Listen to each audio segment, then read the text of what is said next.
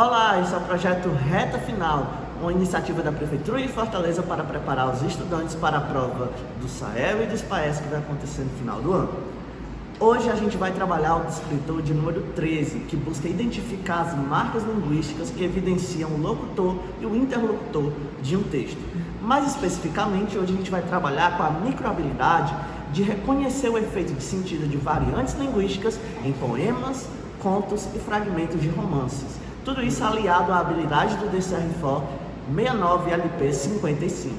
E aí, o gênero textual que a gente vai trabalhar hoje é o poema, mais especificamente o poema de cordel. Vamos ler juntos. Ai, se sei-se, se um dia nós se gostasse, se um dia nós se querer, se nós dois se empareasse, se juntinho nós dois vivesse, se juntinho nós dois morasse, se juntinho nós dois dormisse, se juntinho nós dois morresse, se pro céu nós assubisse. Esse é o Cordel do Fogo Encantado de Zé da Luz. Com base nesse texto, vamos ver o que é que a questão quer. Ele quer saber, com base na linguagem utilizada, a construção nós se gostasse é um exemplo de. Vamos analisar alternativa por alternativa, mas antes disso vamos identificar onde está essa expressão, esse trecho lá no texto. Está logo no primeiro verso do poema. Se um dia nós se gostasse. Vamos analisar agora item por item para ver qual é a alternativa correta. O item A, ele diz que essa construção é um exemplo de variedade padrão usada em contextos formais. Mas o que é a variedade padrão? A variedade padrão, ela é aquela usada em documentos, entrevistas formais, textos acadêmicos, palestras, seminários. É a conhecida linguagem formal. E aí, será que esse verso trata de uma linguagem formal? Não, não é uma variedade padrão, não é a linguagem padrão, não é a linguagem formal. Item incorreto. O item B, ele já diz que é a variedade regional, comum em determinados lugares do Brasil. E aí, quando ele fala de variedade regional, ele está falando da variação linguística regional, que é aquele tipo que se refere às diferenças linguísticas que ocorrem em diferentes regiões do Brasil.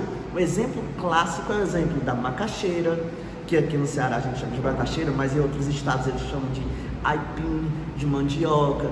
Tem a tangerina, que pra gente é tangerina, mas em outros lugares é a bergamota, a mexerica. E assim acontece com várias outras palavras da língua portuguesa. E aí, mais especificamente no texto, quando ele diz nós se gostasse, representa uma variante regional da língua, muito característica do poema de cordel, né, para marcar essa oralidade, para aproximar o texto da fala do cordelista. Então, esse é o nosso item correto. Mas vamos ver por que os outros itens não são os corretos. O item C, ele diz que essa construção é um exemplo de erro gramatical que deve ser corrigido em qualquer situação. E essa alternativa é absurda, é um perigo. Por quê? Porque quando a gente considera práticas culturais, práticas literárias, a variação linguística como um todo, ela não é uma falha, ela não é um erro, ela é um recurso expressivo. Ela dá maior expressividade ao texto. No cordel que a gente acabou de ler, ela é intencional. Por quê? Porque o cordel é um gênero que é muito próximo à fala. O cordelista ele chega ali naquelas feiras e declama esse cordel. Então, esse erro gramatical que ele chama é intencional, é uma variação linguística intencional para valorizar a fala popular do cordelista. Item incorretíssimo.